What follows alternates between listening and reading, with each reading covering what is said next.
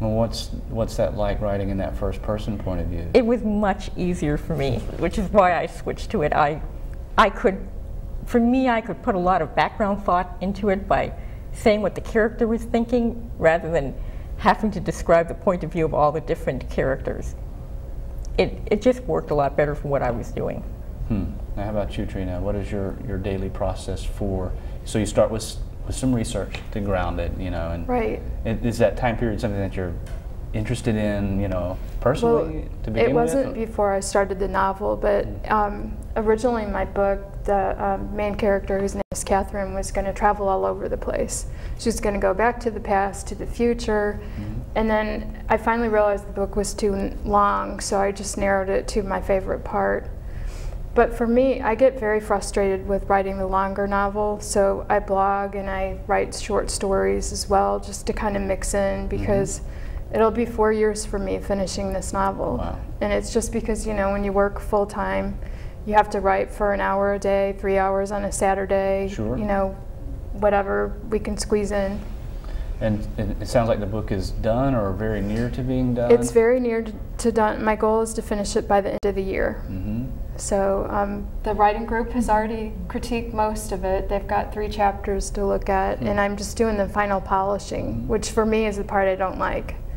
Well, I know a lot of the folks who are tuning in are interested in that step after you get it done, and then what do you do? What is your goal? Are you already beginning to think about, you know, where you're going to be in March and April, and so what's the next step after finishing it? I think you have to think about that. I'm going to have to put a proposal package together, which will include like a synopsis, a query letter, and I'm going to go the route of looking for an agent, which in itself can take years even to find an agent. But that'll be my thing. I'll send like 5 query letters out, wait for some response. Hopefully someone will ask to read it, and just go from there. But I think the thing that's easy to do is get discouraged, you know, after you've written your novel and you're not getting published, because, you know, that's the horror stories that we hear from a lot of people. Well, so. I think the key is, you know, if you love the work and you love the process, and then you find joy in meeting with a group. If you've got a group, if you've got somebody that you can share your suffering with, if you will, you know, and the rejection letters that come in, then that helps. So that's interesting. So are you guys already beginning to think as well about literary agents or publishing or self-publishing or what you want to do with your project when you're done? I probably think more still about finding more nonfiction projects right now. So I'll probably worry about it a little more later. How about you, Ann? I've definitely thought about it, but I'm not to the point. Trina's really, I mean, she's done so much work and is so close. I would love to try to get an agent. Like she said, it's a process. You just have to be up for the process, I think, and know that it's not a quick fix. But I think the more you get out there and you get in touch with other writers and hear about their experiences, you're making connections that that can help you, and you may not know right now how they're going to help you down the road. So. Right. And I know that every time we meet, every time our group meets, I'm always fired up afterward to go back home and use what I've learned in my own writing. It energizes you. Right, it does. So what are some strategies that you can use to find a literary agent? What are some of the things you're going to do? Well, I think the first thing is to research the market, and what I've set for myself is the goal of looking through like the Newbery winners for the last couple years, seeing who their agents are. That's smart. Who publishes or works with young adult authors. So I mean, it's a whole nother piece that I know is facing me, but I just haven't done it yet because I'm trying to finish the novel first. Well, I think one of the questions I've been getting through through email and such from aspiring writers is often, you know, at what point should you begin thinking about that? You know, should you even be thinking about where you're going to publish a book before you begin it? And I don't know that I have a good answer for it. I mean, it doesn't seem like it can hurt to begin doing research early on. Do you have thoughts? I think you don't want to stifle yourself either, though. I mean, I think it's great to be a planner and to think ahead, but often I think, like Trina was describing, and I know the same thing has happened to me, and Lynn has changed her point of view, you don't know where you're headed.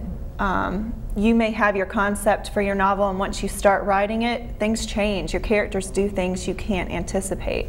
And I think that to go ahead and say this is going to be a murder mystery set in Charleston or whatever, they may move.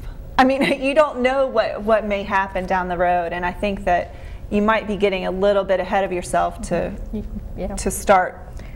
I was thinking also the market changes. People move from agency to agency. You might do some work and then find you have to do the work all over again by the time you finish your book. That's a good point. And you can also be working on your next book, while you're looking for your agent. So, what I'm going to be doing in this whole process, I'm not going to stop writing. I'm going to do the marketing for my novel and yet keep writing new work as well.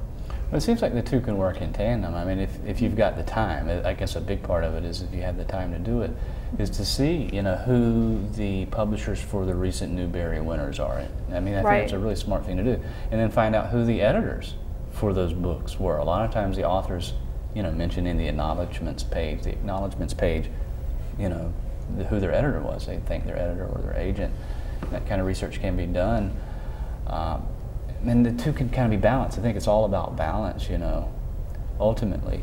Well, if you're just tuning in, we're here with the Raleigh Area Women Writers Group, and we're talking about writing groups and basically how they function, how they work well, some ideas and strategies to make them function. So if you're watching and are interested in joining a writing group, hopefully this discussion will make you think about what you want to do as a writer in terms of joining a group. So what do you personally get out of the group, Anne? What do you get out of a writing group? I think what Trina said earlier, first of all, I feel very accountable to them to not only keep up with my own writing, but critique theirs and learn from some of the things that they've done and some of the things they've said about my own writing. After we leave meetings, we all kind of have that sparkle in our eyes, I think, again, because we all have many other things that go on during the weeks, and time ticks by. But after the meeting, we kind of feel charged to go home and make a dent in some of that writing. So it's not discouraging then after the group? You don't Definitely not. I think that's crucial. If you're thinking about starting a writing group, it's got to be a healthy environment where you're getting feedback that is critiquing your work, but there's a positive end ultimately, and that's the secret, I think, that I've seen in groups that work. I don't know how that happens sometimes, because sometimes people don't feel that it is that way. Well, what do you get out of the group, Lynn? What do you get personally out of it? I can't really improve on what Anne just said. It's the same with me. My writing has improved greatly, even from watching other people get critiqued, and from having. I find even my critiquing is improving, so I know that my own writing must be improving. And I would agree. I think before I joined our writing group, I would send my writing out to friends and family and make them read this horrible writing. And once I started at the group, I started learning. You've got other writers who are there to help you, and we're very positive. We've structured guidelines for our group where we don't just say, this really stinks. You can word it a different way. Like, I think I might have done this a little differently in this scene. Things like that. But and it helps if you're with 5 people and all 5 of them don't understand a paragraph. You know that it's not them, you need to rework this. And I think, too, the other point is that we all have very different backgrounds and personalities. We've had some excellent editors. I think even almost better than writers. We've had some great editors in our group. And they point out things, this just doesn't follow. And also we have brainstorming sessions, like Lynn mentioned earlier, where we might not even be critiquing that person's writing that time, but they may have a problem with their writing that they want to talk out. And we've just had some great ideas suggested. Well, I wish we had more time to carry on this discussion, because I think it's a very healthy discussion, and unfortunately we're out of time. For all of us here at RTN Channel 10, and specifically for the Artist Craft, I thank you for tuning in, and I thank Anne, Lynn, and Trina for joining us in the studio today. Thank you. It was fun. like I said, when we ended up, you know, you get into it and it's passionate and you kind of want to keep talking about it. And I totally think we could carry this.